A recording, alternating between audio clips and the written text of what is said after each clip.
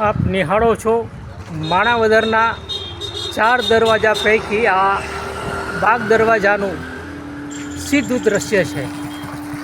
સીધો અહીંથી મીતળી દરવાજાનું નાકું દેખાય છે। ગાંધી ચોકમાં આવેલો આ મકરબાના પણ આપ મકરબાથી સીધા આવો એટલે ઢાળવાળો રસ્તો હોય એ બાગ દરવાજા તરફ જાય છે। પટેલ ચોકનો સ્ટેશન દરવાજો, બાગ દરવાજો, જેલ દરવાજો અને મીતળી દરવાજા એમ 4 દરવાજાઓ હતા। આ બાગ દરવાજાનું નવાબી શાસનમાં જે થાણું હતું એ થાણું આપ જુઓ છો। એ નવાબી બાંધકામના અહીં ચોકીદારો કે સિક્યુરિટીઓ, જમાદારો અહીં રહેતા હતા। આ ખંડેર હાલતમાં અત્યારે નવાબી મિલકત ઊભી છે। અહીંથી સીધો રસ્તો મકરબો થઈ મીતળી દરવાજા તરફ આગળ વધે છે।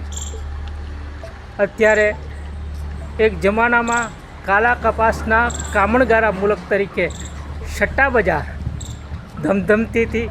રાતના 12 વાગ્યા સુધી કાલા કપાસના સોદાઓ થતા। એશિયાનું માન્ચેસ્ટર કહેવાતું હતું, પણ કાળે એ અત્યારે સુમસામ રીતે આ બાગ દરવાજો સટ્ટા બજારના જે રસ્તાઓ છે સુમસામ બનીને ઊભા છે।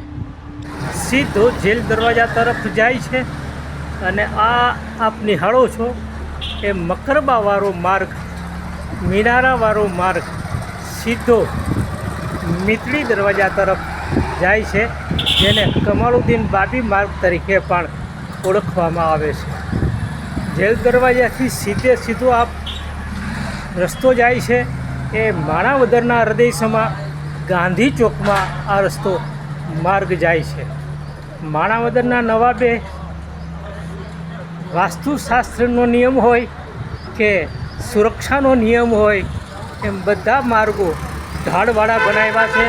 આ સીધો 12 દરવાજાનો માર્ગ સીધો ઢાળવાળો આપણે અત્યારે સટ્ટા બજારના વિસ્તાર તરીકે ઓળખાય છે। એ આપ નિહાળી રહ્યા છો। માણાવદરના 4 દરવાજાઓ પૈકી પટેલ ચોકમાં આવેલો દરવાજો, સ્ટેશન દરવાજો, મસ્જિદ પાસેનો દરવાજો મીતળી દરવાજો કહેવાતો, જેલ પાસેનો જેલ દરવાજા કહેવાતો અને આ છે બાગ દરવાજા વિસ્તારનો રોડ। એક જમાનામાં કાલા કપાસથી ધમધમતો આ વિસ્તાર હતો।